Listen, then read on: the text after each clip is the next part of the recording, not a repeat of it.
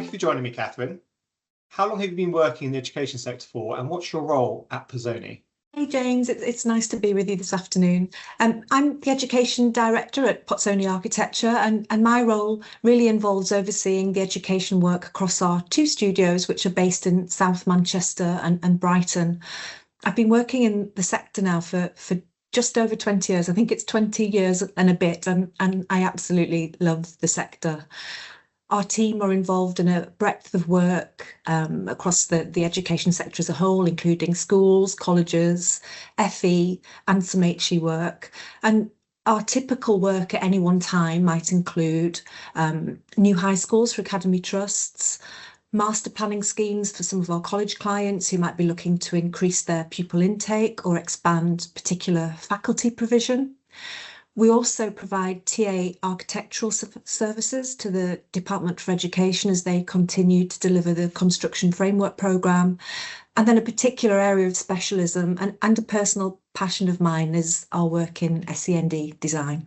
And I guess that kind of leads on nicely into my first question for you, really, is as a leading architect in the sector, so where do you take inspiration from for upcoming projects? Well, a variety of sources, really, James. I mean, I think probably the most obvious source might be some of the architecture magazines such as Design, Arch Daily and the AJ, all of which generally have really good education features and case studies taken from both within the UK and internationally.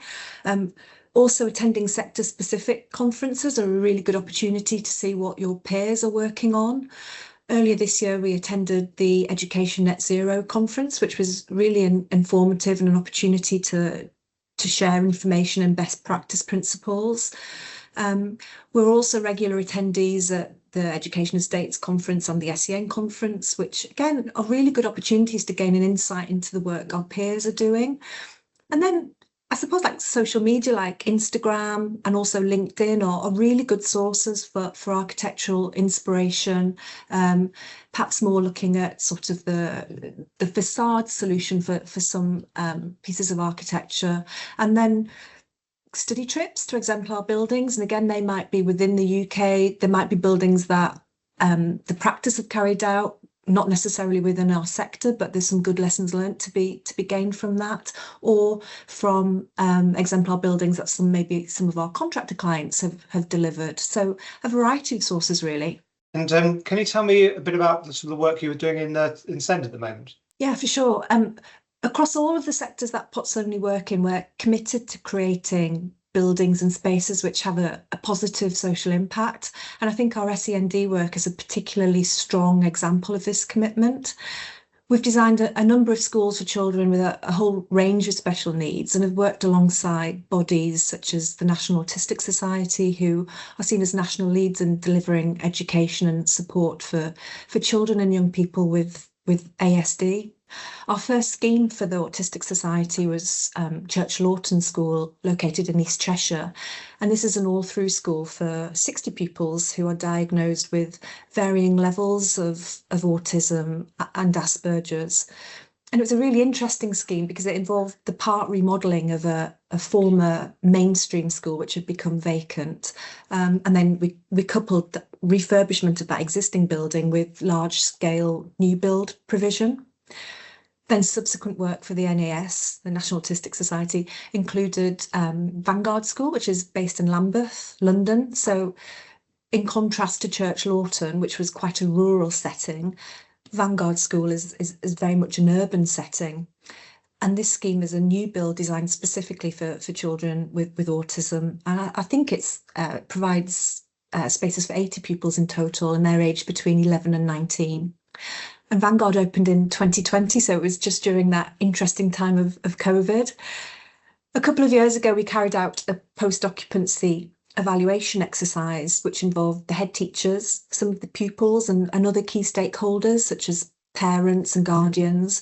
And being able to hear that the positive impact of having a purpose-built school designed to meet the needs of neurodiverse pupils means so much. Before both Vanguard and Church Lawton were built, many of the pupils either wouldn't be in school at all because there simply weren't suitable facilities available for them, or they found it too stressful to be in a mainstream school setting, or they were having to travel 2 hours plus each way to get to their nearest specialist school. So being able to build on the experience and knowledge that we gained through working on both Vanguard and Church Lawton, we were then commissioned by the National Autistic Society to create their school design guide document, which looks at core design principles for designing schools for children with ASD. The document we created is set out around 3 key design themes for school design, and they are essentially providing environments which reduce anxiety and encourage calm, create an environment that can respond to heightened sensors, and then also provide a safe and functional learning environment for these pupils. It's quite rare, I think, that you get the perfect site to work on, which doesn't have any challenges or constraints, particularly in terms of SEND provision. So I think we have to be able to think creatively about how we can provide the accommodation that's required without compromise. And this involves quite a lot of work with the end user to develop and understand their brief and their unique requirements. Sites are increasingly difficult to find, particularly within urban areas such as London. And so we need to be creative and flexible with our design solutions. I personally think in the vast majority of situations, our clients will be looking for us to design single-storey SEND facilities, particularly for our non-ambulant pupils. And we're lucky enough at the minute to have 2 schemes on site, which are all through SEND schools, and they have single-storey accommodation because the site area is simply able to cater for that requirement. But this isn't always possible because of the limited availability of sites and their constraints. We have recently delivered a school in Brent in London, so again an urban area, an SEND school. It's on a very tight site with such a limited site area to work in, and therefore the final design solution has accommodation provided over 3 stories with external social and play terraces at first and second floor levels. So just an example of how architects and designers need to be flexible within their thinking around SEND design. It is fantastic that more SEND schools are being built. We desperately need more specialised facilities, and we see that in the news and the media every day, but finding suitable sites to develop, I think, is going to continue to be a challenge. And you mentioned requirements. It's quite interesting. There's been a growing requirements for mainstream stroke SEND co-location. Has this been reflected in the work you've been looking at recently? Absolutely, yes. I think many pupils with special needs can and do fit into a mainstream school very happily and successfully. And again, it's a personal opinion, but I think it's important for them to have this experience if they can, because it introduces the pupils to a range of different people with varying abilities and needs. And that setting most closely replicates the people and the environments that we all encounter throughout our daily lives. We've recently worked on a couple of co-location projects. Cleve Meadow School in Bexley is a standalone purpose-built school for, I think it's 120 pupils aged between 11 and 19, with a range of needs including ASD and SEMH. And it sits in the same site as Cleve Park Secondary School, which is a mainstream school. Both schools are managed by the Kemnal Academies Trust. And the 2 schools deliberately share a number of facilities. That's the intent. So the SEND pupils benefit from being able to access the mainstream teaching and specialised teaching facilities such as food tech, for example, and they're all located in the mainstream Cleve Park School.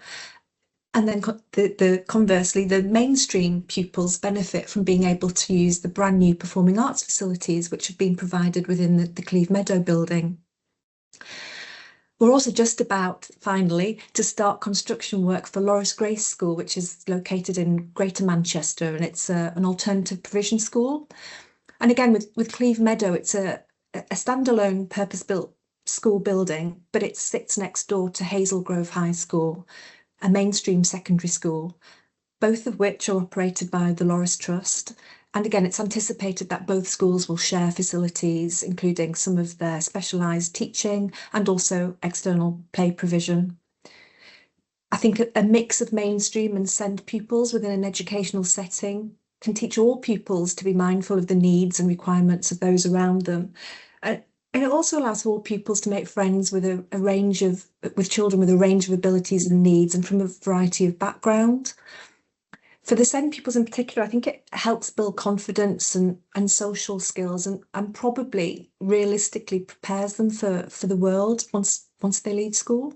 I think it's one, and it's also one of the key themes and lots of content on offer at this year's Education Estates. And I'll come on to shortly in a minute in terms of what your experience and what you think kind of your peers will get out of attending. But before I do that, I kind of understand you're also currently sharing your SEND knowledge further afield and kind of assisting, is it the Kingdom of Saudi Arabia at the moment?